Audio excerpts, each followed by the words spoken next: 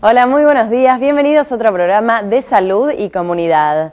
Les recuerdo que pueden llamarnos al 4832-3352 o también visitar nuestra página www.salsoc.org.ar. Saludamos ahora al doctor Jorge Moreno. ¿Qué tal? Buenos días. Hoy se juntan dos actividades que yo he realizado a lo largo de mi vida profesional, que es la urología y en este momento la comunicación a los televidentes. Hasta los años 90 yo hacía urología y tengo el placer de tener como invitado nada menos que al titular de urología de la Universidad de Buenos Aires. Te agradezco mucho que nos acompañes y bueno, que podamos hablar de un tema que para los hombres es particularmente significativo, que es el tema de las enfermedades de la próstata.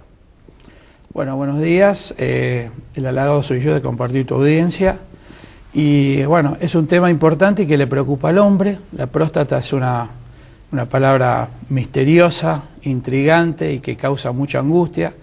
Quizá eso, por los recuerdos que los hombres que están en edad de tener una patología prostática tienen de los padecimientos de sus padres y abuelos, pero la medicina cambió desde esa época. Hoy en día las enfermedades de la próstata tienen mucho control con tratamiento médico, muy poca cirugía y muchísimos menos invasivas que en esa época. Las enfermedades de la próstata, podemos decir que hay tres grandes enfermedades de la próstata. La inflamación de la glándula, que se denomina prostatitis. Generalmente la prostatitis afecta a los individuos más jóvenes, que están en edad de una intensa actividad sexual, pero esas inflamaciones pueden arrastrarse durante el resto de la vida del individuo y, si bien no tener una manifestación muy aguda, siguen presentándose en forma clínicamente apagada o subclínica durante toda la vida. Pero lo importante es que a partir de los 50 años de edad aparecen dos nuevas enfermedades de la próstata que son las realmente que causan preocupación y requieren más intervencionismo, que son una enfermedad benigna, la hipertrofia prostática benigna. Generalmente se la conoce con el nombre de adenoma de próstata o hipertrofia de próstata, que no es otra cosa que un crecimiento benigno de la glándula que por el volumen y la masa que va adquiriendo va a dificultar el acto miccional. Y la tercera enfermedad es el cáncer de la próstata, o sea, la degeneración neoplásica de la glándula, que ahí la célula sufre una transformación maligna y es una enfermedad que en muchos casos puede ser mortal. Hasta hace pocos años se decía que el cáncer de próstata era la segunda causa de muerte en el adulto mayor. Hoy en día podemos decir que es la tercera. Ha sido superada por el cáncer de estómago, sigue siendo la primera el cáncer de pulmón. Y este descenso de un escalón dentro de este mal antecedente de ser una importante causa de muerte se debe a toda la prevención y a los adelantos del tratamiento. Vos mencionaste prevención, bueno, y realmente con una claridad de profesor titular explicaste las tres patologías fundamentales. Y a mí me gustaría llevar alguna información a los jóvenes que son los que están más expuestos, propensos a una prostatitis. ¿Cómo la pueden reconocer? O más que reconocer, ¿cuándo tienen que hacer una consulta? Porque a veces una consulta a tiempo puede evitar una prostatitis crónica que es mucho más difícil de tratar. Bueno, el primer aspecto de la prevención de la prostatitis es los cuidados durante el acto sexual. Es reiterativo, además está decir que el uso de preservativo cuando se trata de una pareja desconocida y no habitual no solo sirve para la prevención del SIDA, sino sirve para prevenir otro tipo de enfermedades venéreas que no por antiguas hoy dejan de estar vigentes. Y un antecedente importante de las prostatitis son las uretritis blenorrágicas o no blenorrágicas, que siguen existiendo.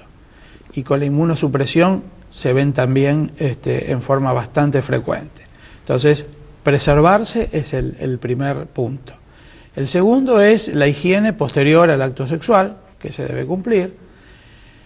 Y ya con esto realmente uno puede cubrir bastante lo que es evitar la prostatitis. Luego está concurrir al consultorio médico cuando se dan los primeros síntomas, en el caso de las uretritis, o sea, las supuraciones uretrales o los ardores uretrales, concurrir a un profesional idóneo que pueda tratar eso. Evitar la automedicación. Prematura. La prostatitis puede ser una complicación tardía de una uretritis. La cronificación de una uretritis va a traer una prostatitis. Esa prostatitis puede ser aguda, dolorosa, muy sintomática, con mucho sufrimiento por parte del paciente, pero a veces puede cursar con una forma clínica de poca manifestación. Claro, yo decía evitar la automedicación en el sentido que por ahí con el boca a boca, sí, tenés una secreción, toma tal cosa, por ahí sin intervención profesional y por ahí la medicación que va a recibir. Sí, la automedicación generalmente se va a centrar en que alguien va a recomendar un antibiótico. El problema es si el antibiótico es el adecuado y si la dosis es suficiente, porque a veces se produce una curación incompleta que lleva a que la enfermedad sea crónica. Pasando al segundo punto, que quizás es el que de la consulta urológica en el hombre es la que más espacio de tiempo lleva, el adenoma. Hablar de prevención ya es más complicado, por lo menos de evitar que se produzca, pero sí hay formas de poder controlarlo y poder sobrellevarlo. Vos bien decías que los progresos han facilitado medicaciones con menos necesidad de cirugía. Sí, el adenoma de próstata es una enfermedad muy prevalente. Si nosotros tomamos una población de adultos de 50 años, vamos a ver que el 40% tiene algún tipo de hipertrofia prostática benigna, con mayor o menor síntoma. A medida que van transcurriendo los años, el porcentaje aumenta, y en varones mayores de 80 años el 90% tiene el famoso adenoma de próstata. Es decir que prácticamente es difícil que alguien que va a vivir hasta la 8ª o 9ª década de su vida esté exento de esta alteración. Ahora, es una consecuencia fisiológica de la propia... De un desbalance hormonal. Es una consecuencia de un desbalance hormonal fruto del envejecimiento humano. Ahora, no todos los que tienen un adenoma van a tener síntomas, y no todos los que tienen síntomas van a terminar con una cirugía. El tamaño del adenoma no es directamente proporcional con la gravedad de sus síntomas. Hay personas que tienen una próstata con un adenoma pequeño, con síntomas muy aparatosos, muy floridos, y otros que tienen una próstata grande y van a transcurrir el resto de toda su vida con síntomas bajos. El problema del adenoma de próstata, y esto es algo que la gente tiene que conocer, es que no es que un adenoma de próstata se vaya a convertir en un cáncer de próstata. Vamos a ver que el cáncer de próstata nace por una vía completamente diferente. El problema del adenoma de próstata es que motiva que la vejiga trabaje con cierto esfuerzo. Y ese esfuerzo que tiene la vejiga, que efectúa, a la corta o a la larga le va a traer una serie de complicaciones. Primero, a la misma vejiga, que va a ir perdiendo la capacidad de contraerse, y después, y a la larga, al riñón, que puede llevar a una insuficiencia renal. Entonces, un obstruido debe tratarse y, en algunos casos, intervenirse, precisamente para defender el resto de su árbol urinario. Acá es donde entra la prevención ya no primaria, de evitar que se produzca, pero sí de un control, de una detección temprana.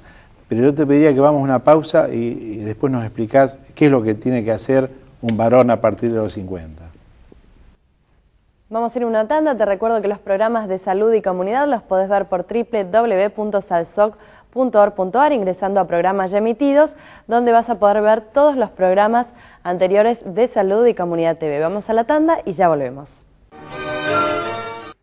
Habíamos quedado con qué es lo que tiene que hacer el hombre a partir de los 50 años, referencialmente la edad, para por ahí con síntomas, otras veces no tan con síntomas, para hacerse un control de un posible adenoma y también de la otra enfermedad que no es evolutiva una de la otra, pero puede ser concomitante. Bueno, con respecto al adenoma en sí, la clínica es lo que lo va a llevar a la consulta. Un adenoma por obstrucción de su vejiga va a traer síntomas en el lleno de la vejiga y en el vaciado de la vejiga. Los síntomas en el lleno de la vejiga van a estar dados fundamentalmente por un aumento de la frecuencia, con la cual tiene necesidad de ir a orinar, que le va a traer una repercusión en su vida social y laboral, va a traer aparejado urgencias. Esas urgencias muchas veces son incontenibles y puede existir una pérdida de orina antes que el individuo llegue al baño, va a motivar que se levante varias veces durante la noche, y los síntomas de vaciado están dados por la dificultad en el vaciado de la vejiga, un esfuerzo inicial para vaciar la vejiga, un chorro fino con poca proyección, incluso intermitente, el paciente termina de orinar y a los 5 o 10 minutos tiene que volver nuevamente al baño. Esos son los síntomas prostáticos globalmente que llevan a la consulta. No hay que desatenderlo porque en un primer momento la vejiga tiene sus defensas, presenta estos síntomas pero puede vaciarse bien. Lo hace a expensas de aumentar su musculatura, pero a medida que pasa el tiempo puede llegar a claudicar. Y ahí es donde se presenta la retención urinaria, o sea, la imposibilidad aguda de poder orinar y a la larga la dificultad de poder contraerse la vejiga. Y también el problema para atrás, ¿no es cierto? Obviamente, después se dilata los uréteres, el riñón, etcétera, y se produce lo que se llama una uronefrosis, que es un trastorno degenerativo que puede llevar los a la hombres insuficiencia renal. estadísticamente somos mucho más temerosos de ir a la consulta que las mujeres. Las mujeres muchas veces son las que se encargan de la salud de la familia, la de los hijos, y también nos empujan a los hombres a la consulta. Dentro de estos temores está lo que vos bien anticipabas, los recuerdos que uno puede tener de padres, abuelos, lo traumático que era, pero vos bien anticipaste que ahora la realidad es otra. Sí, el tratamiento en, digamos, el 90% de los pacientes puede ser tratamiento médico. Hay dos tipos de fármacos, unos tendientes a liberar la obstrucción infravesical que produce el adenoma de próstata, relajando la musculatura de la uretra y de la próstata. Los medicamentos son alfa-bloqueantes y permiten un buen chorro miccional. Y el segundo tipo de medicamentos son aquellos tendientes a reducir el tamaño de la próstata, achicarlo. Puede lograrse un 20 a 30% de reducción. Pensemos que una próstata normal mide hasta 30 gramos, un individuo con hipertrofia puede tener 100, 120 gramos de próstata, y el hecho de reducirla va a facilitar el tipo de alimentación también puede... La alimentación también, en cierta forma, la alimentación lleva muchas veces... la ingesta de grasas provenientes de carnes rojas va a traer propensión al crecimiento prostático y también a otro tema que creo que lo vamos a dejar para el final, que es el cáncer de próstata. Pero claro, esto tendría que ser una conducta alimentaria desde la juventud. Ya cuando uno tiene los síntomas, cuidarse con determinadas comidas no va a lograr ningún cambio. Es como el fumador que después de muchísimos años tiene un daño pulmonar, tiene que dejar de fumar, obvio, para que no se intensifique, pero ya no se puede prevenir. Está.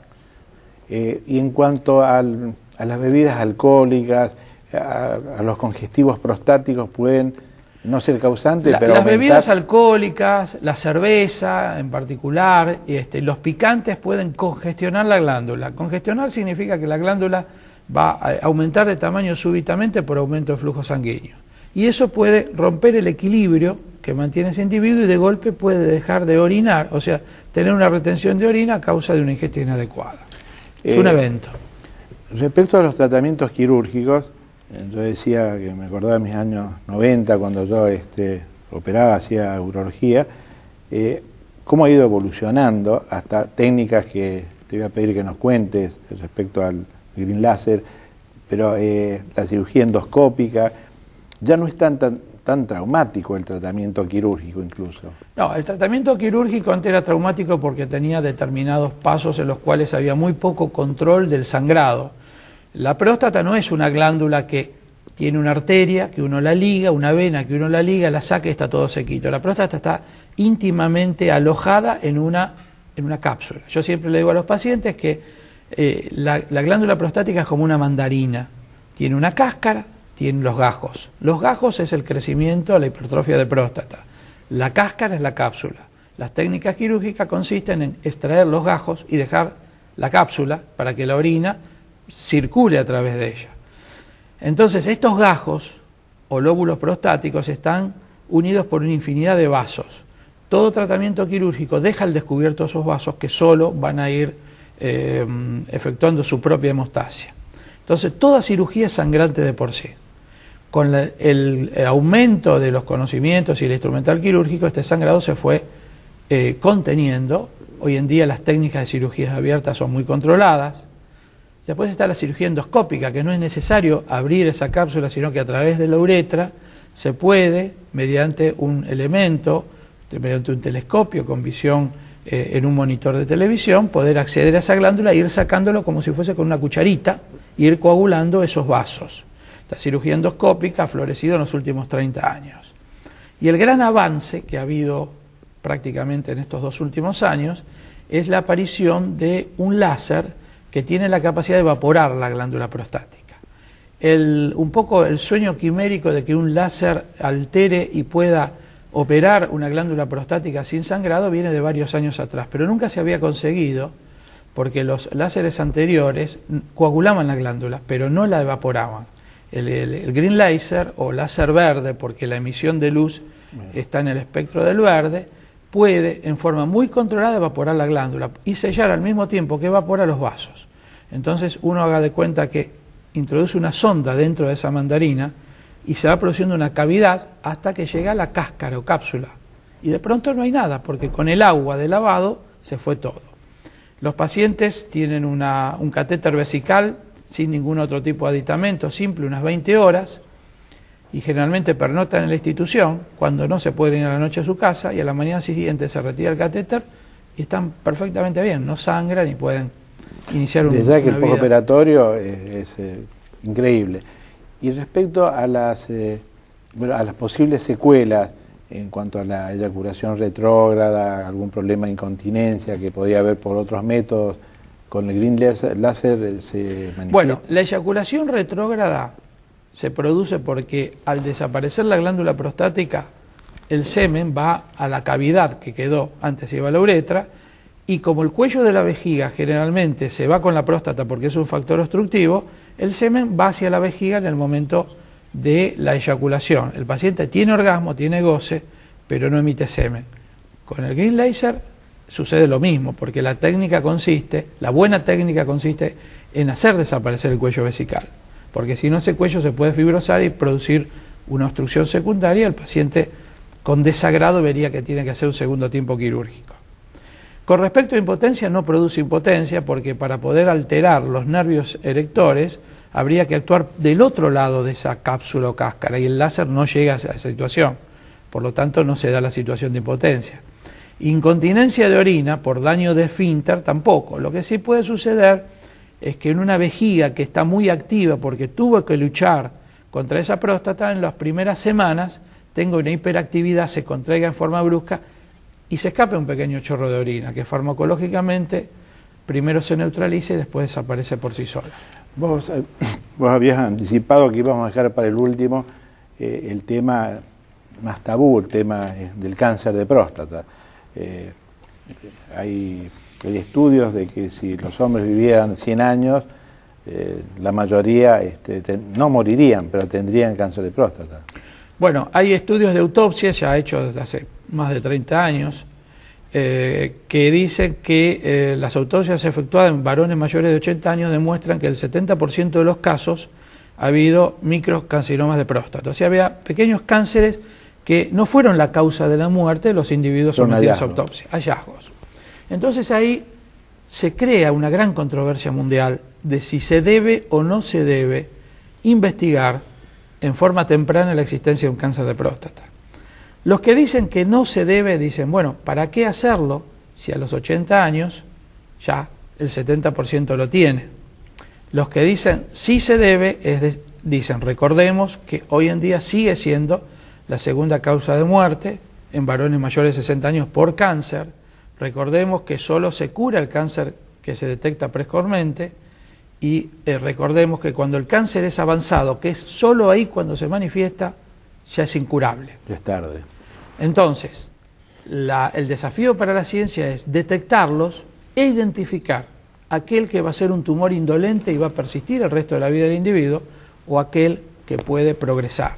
Y hoy en día, si bien todavía no tenemos un marcador que permita exactamente esta identificación, se puede, mediante el seguimiento de los pacientes de tumores de baja agresividad, es decir, digamos que los tumores de próstata son de baja agresividad, mediana agresividad y alta agresividad, de acuerdo a una serie de factores histopatológicos que no viene al caso mencionar porque no llevaría tiempo y confundiría, pero sí con una biopsia podemos saber si es un cáncer de bajo grado, mediano grado o alto grado. El de mediano grado y alto grado sin duda se debe tratar, porque ese no va a ser ese microcarcinoma de los 80 años. El de bajo grado es un punto en discusión, ese puede tener una vigilancia activa, es decir, ahora, seguirlo con el antígeno. Al diagnóstico primario. El diagnóstico primario es un paciente que no tiene nada que lo haga pensar. Puede tener síntomas, pero de su adenoma, no de su cáncer. Y es muy sencillo, se hace con el tacto digital, a veces es un tabú, a veces es el motivo de que un hombre reciba la cargada de sus amigos, fuiste al urólogo, ya te va a tocar el tacto rectal. No mata a nadie, es rápido, pasa sin pena ni gloria. Y un examen de sangre de una sustancia que se llama antígeno prostático específico, que si bien no es un indicador específico de cáncer de próstata, indica que algo extraño está sucediendo en la próstata. Y entonces orienta, de acuerdo a los valores estipulados, a efectuar una biopsia, que es la que nos va a decir si el cáncer está cuando el organismo aparentemente está sano. Bueno, yo realmente creo que has hecho una revisión exhaustiva y resumida de los problemas que puede darnos la próstata y cómo hay que enfrentarlo.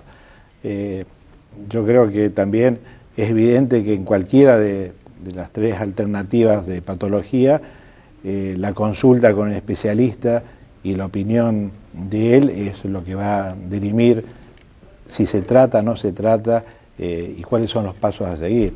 Si vos me permitís, quisiera agregar un par de cosas respecto al cáncer de próstata, porque es muy importante. Aunque no se trate, es bueno saber si uno lo tiene, porque uno puede monitorearse y saber cuándo esto se está saliendo de madre. El que ignora, le cede a la enfermedad la iniciativa. Cuando la enfermedad tiene la iniciativa, ya no hay vuelta atrás. La segunda es que alguno dirá, si me detectan un cáncer me van a tener que hacer una cirugía, que voy a perder orina, voy a quedar impotente, etc. Hay algunos casos en donde el tratamiento aconsejable es la cirugía. Hoy en día se controla cada vez más estos efectos indeseables, pero hay muchos individuos que pueden tener el beneficio de una terapia radiante, que es incruenta, y esta terapia radiante tiene mínimas complicaciones y asegura una buena calidad de vida. Bueno, lo importante entonces es controlarse y que de ese control surja en la misma conversación con el profesional cuál es la alternativa más válida y bueno, pensar que saber es mucho mejor que ignorar o por el temor negar una posibilidad de control. Exacto. Bueno, muchas gracias de nuevo y espero que con la película que vamos a incluir nuestros televidentes puedan tener una idea más acabada sobre toda esa técnica tan importante que has descrito. Bueno, muchas gracias. Llegamos al final de otro programa de Salud y Comunidad. Te recuerdo que podés escucharnos a través de FM Cultura los días martes 20 horas, esto es 97.9. Ahora nos despedimos y nos volvemos a encontrar el próximo domingo 11:30 en Metro.